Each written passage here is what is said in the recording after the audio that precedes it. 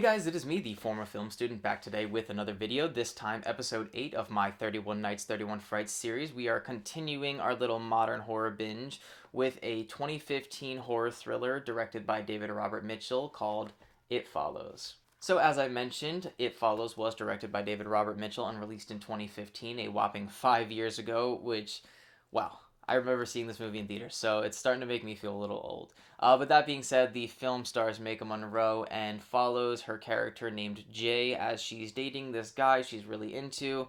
They finally have sex, and then chaos sort of ensues as he ties her to a wheelchair, chloroforms her, drags her to a remote location, and explains to her that after them having sex, he passed on a paranormal demon to her that she can only escape by having sex with someone else and passing it on to them. So yes, on the surface, the plot of this film sounds a little goofy and a little weird, but it is handled really tastefully and in a really, really smart and professional way. And as a whole, this film really feels above its budget because it only has a budget of a little over $2 million, but really feels professional in so many different senses. For starters, the production value feels a lot stronger than you would have imagined from a $2 million film. There's a lot of different unique and interesting locations. It doesn't just opt for one or two different locations to sort of save money on locations.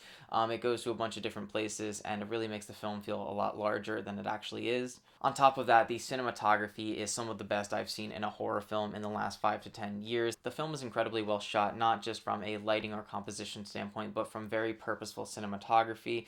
So not only does the film look good, but all of these shots feel purposeful and have intent behind them. The main villain of the film doesn't run, it doesn't chase after you in a fast sense, it doesn't have a lot of speed to it, but the absolute horror behind it is it's slow, it's creeping, it continuously walks and will never stop until it reaches you.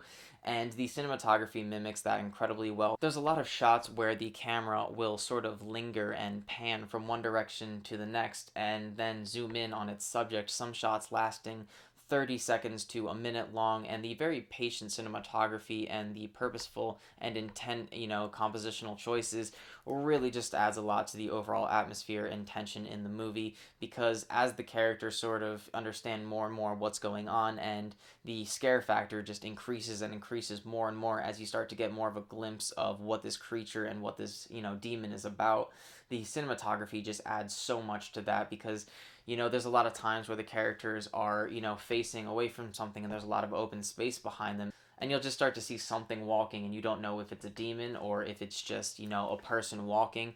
And that's just so much of what the film has going for it, is the unknowingness and the sort of fear of this thing is always going to keep coming for me. It can come at me at any time. It can look like anything. It can look like a stranger. It can look like a family member. There's a lot of clear influences from directors like John Carpenter, especially from two of his earlier films, The Thing and Halloween. The Thing, it has a shape-shifting alien, so very similar in this film. The creature can turn into anything, whether it's just a stranger or somebody you know. So it has sort of that element of mistrust, which adds an extra layer to the film. On top of that, there's just some shots from Halloween that I feel like were sort of replicated in this film, almost in an homage way. It never felt like it was ripping anything off, and a lot of the decisions I think were very purposeful and made with intent by the director. I think what it does so well, and one of the most clever aspects of the movie, is how it sort of parodies the 80s trope of if you have sex in a horror film, you die. They sort of mock that trope in Scream. If you remember from my Scream review, if you have seen the film, the character Randy in the movie, the quote-unquote movie expert, he mentions that if you have sex, you die. And it's never done in an 80s horror film in a way like, oh, like if you're a virgin, you automatically survive. It's never like that. It's more so just while you're having sex in a horror film, your guard's down, you're not keeping a lookout, so the killer can just sort of creep up on you and kill you. But in this film, it's taken in a very literal sense, like if you have sex, you die. So between that and the influences from John Carpenter's films like The Thing, like Halloween, on top of the really brilliant 80s synth score. Guys, the score in this movie is probably my favorite soundtrack in any horror film ever. Why do I love it so much? Well, in a lot of other horror films, there's usually one or two tracks that I really love, but in this film, every single track is absolutely brilliant. Like I said, it has a gorgeous 80s synth score to it.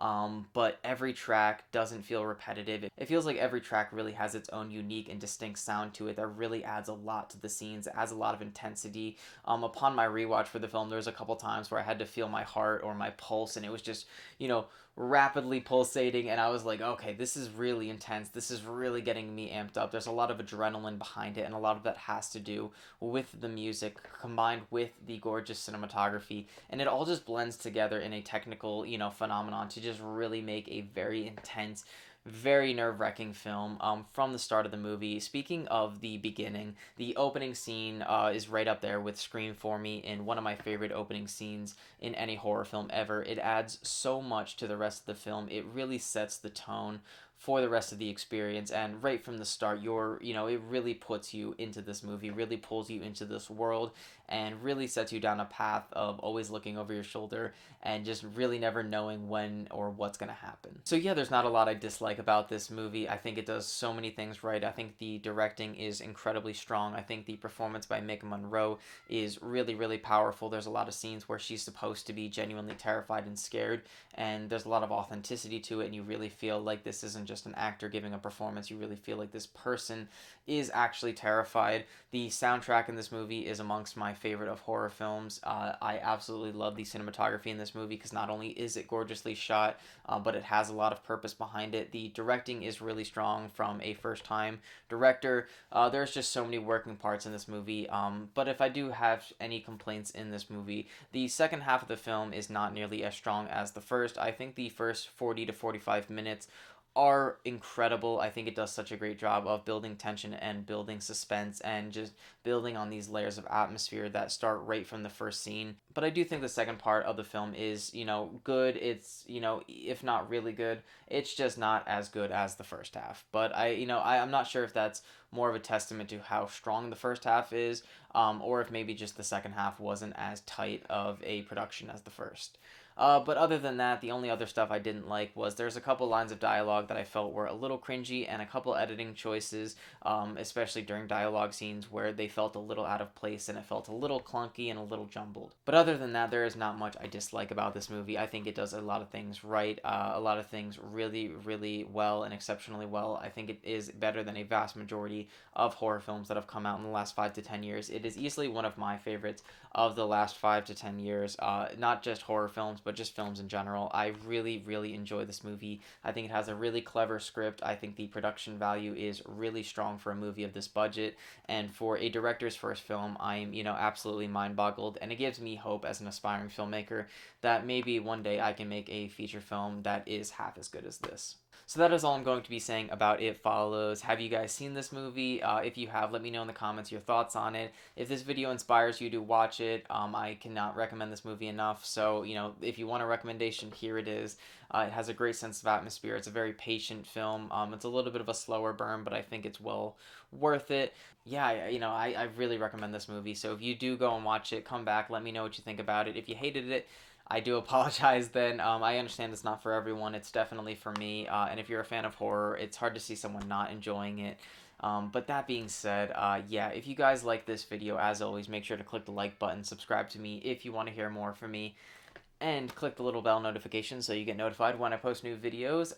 That is all for today, and I will see you guys next time on the next episode of 31 Nights, 31 Frights.